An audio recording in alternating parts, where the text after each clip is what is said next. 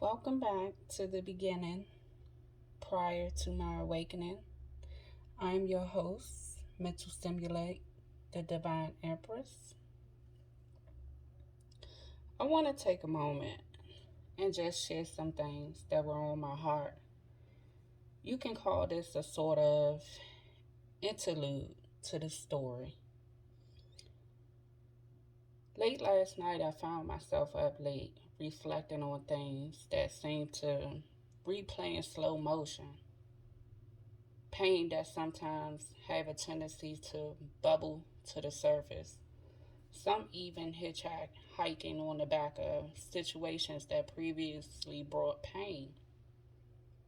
So you sometimes will experience an effect that is intense and can without a doubt spin you out of control if you're unable to center and calm yourself because air quotations good people are knocked off balance by those that they trust the most.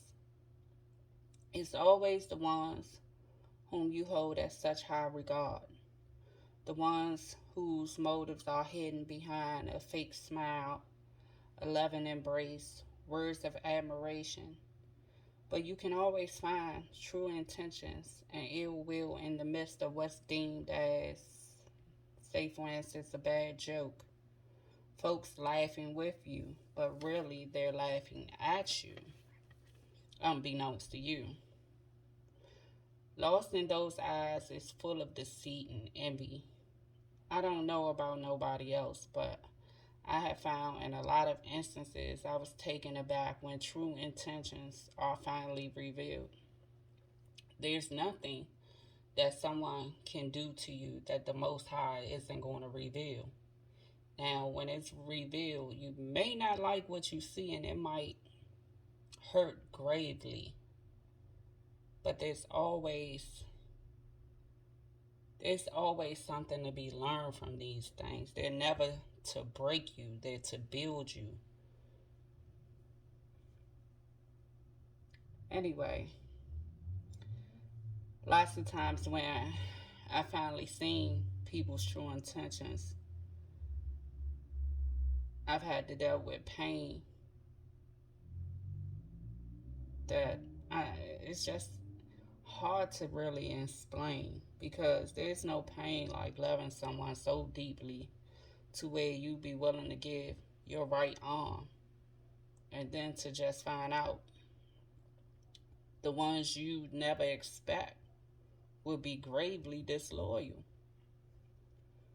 We talking about, for example, having a best friend that you share all your secrets, someone you may have grew up with from yay high, to find that all those loving embraces were fake, if for no reason at all other than to hurt you. When confronted by these situations, I would wonder, like, dang, that's how you feel?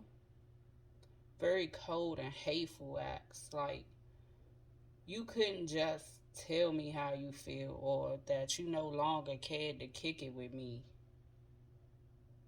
Or even if you just hated the chipper mood I was in the mornings because your mornings were always fucked up. Like, come on. You had to stab me in the heart. You couldn't just ask for a hug or hell.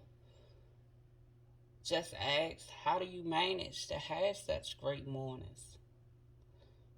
I've had so much pain in my life. It's not the acts that surprised me because, hey, stuff happens. It was always the fact of whom it was that hurt the most, not the act. I would get upset and be like, are you serious? You supposed to love me. Close friends you grow up with sleeping with your man for no other reason than to hurt you. For some of the pettiest reasons. Oh, you love him more than me, so I'm going to ruin the connection. What type of wicked, hateful crap is that? Or, For another example, to have a man you wish to heal his heart because you see the battered and bruised child in him. But again, with air quotations, when a good person loves someone, they give pure love, effort, effortlessly. It doesn't really take much because it's natural. Despite flaws and all, I'm not going to judge. I'm going to attempt to give you a hand and help fix it. I'm going to put this mirror in your face and say, hey, there's a better way. Sometimes destructive, wicked people will view that as, oh, you think you better than me. No, I'm not better than no one, but I will show you your pain because maybe you don't see it and how it's poisoning your life. Why would anyone see someone going the wrong way and not say, hey, you going the wrong way? These are the type of things I find myself asking myself all the time. What type of petty person is that? Like, really, how could you proclaim to love someone, yet you'll sit back and watch them go off the deep end? I've never been a person like that. In all things, I consider how I would like to be treated in that moment. But my eyes is open and I can see there's a few of us scattered about amongst broken and wicked people. People wearing masks who have, over time, gotten great at pretending, mixing in with the rest of us. My greatest lessons to date are listen more and talk less. If you listen and pay close attention, true motive will reveal itself. I find that people who talk little to none hold the most secrets and intent. And if you're a butterfly and communicate effectively, you'll miss the red flags initially and possibly even give the wicked the ammunition to hurt you because you're coming from a place of pure love. Your guard isn't up because you trust these people.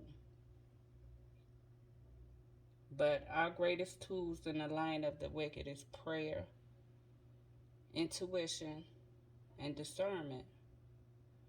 When you allow these tools to govern your life, you'll find living amongst the damned a lot easier to maneuver. It's not always flesh and blood that come to destroy. It's the entities attached to them. When you're good in nature, God says, vengeance is mine. This was just on my heart. 1 a.m. in the morning, I could not sleep. I had to get up and deal with it. But I say to all of you from a very warm, pure place, please make wise decisions and cleave to the Most High. And as usual, if you feel like you want to talk to someone removed from your particular situation to vent or gain a different perspective, feel free to contact me. My info is in the description. What I offer is a non-judging perspective, a listening ear, and compassion. Love and light. Be blessed.